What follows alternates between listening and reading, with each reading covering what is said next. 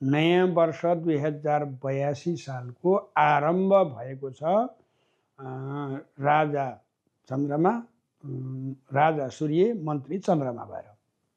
र वर्ष लग्नदेखि यिनीहरू अत्यन्त बलवान अवस्थामा रहेका छन् र इतिहासकै नेपालको लागि यो सकारात्मक ऊर्जा दिने वर्षमा पर्छ।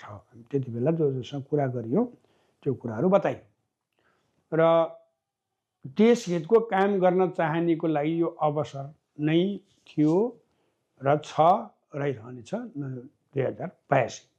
2082 भित्र भाग्य त एउटा ताउलो हो, भाग्यले अवसर त दिलाउँछ, तर त्यो अवसरलाई छोप्न सकिएन भने फेरि त्यो भाग्य आफैमा पनि बिलाएर पनि जान सक्ने हुन्छ।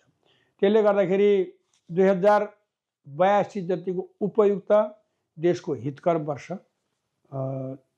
हत्तपत्त केही समय अगाडिसम्म आएको पनि थिएन र फेरि तत्काल आउने वाला पनि छैन, त्यति उपयुक्त वर्ष हो। अब उपयुक्त वर्षमा के हुन्छ भन्ने प्रश्न आउँदाखेरि यो वर्षले ग्रहले बताए अनुसार चाहिँ के हो भने देशद्रोही, भ्रष्टाचारी, अत्याचारी, गद्दारी भएका सबै ठेगान लाएर देशभक्त, इमान्दार, जनप्रिय मान्छेहरूको सत्तामा उदय हुनुपर्ने वर्ष हो।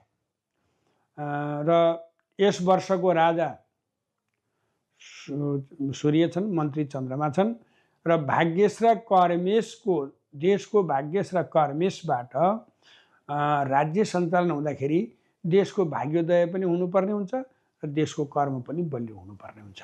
त्यसरी हेर्दाखेरि के देखिन्छ भने 2082 देश हितमा केही न केही कामहरू हुन्छन् र देश अहित गर्नेहरू कुनै न कुनै रूपमा गएर ठेगान लाग्छन् भन्ने हो समग्रमा। तपाईँको 83 र 84 हुने त यति भयानक चाहिँ खराब ग्रहहरू छन् देशको लागि, अहिले केही नभएपछि त्यो देश पतन हुने पुग्यो। यो त यति राम्रो समय हो, हामीले यसलाई सदुपयोग गरेन भने अब सबैले पछि गएर घोटो परेर रुनी बाहेक, पूर्व रुनी बाहेक केही पनि छैन।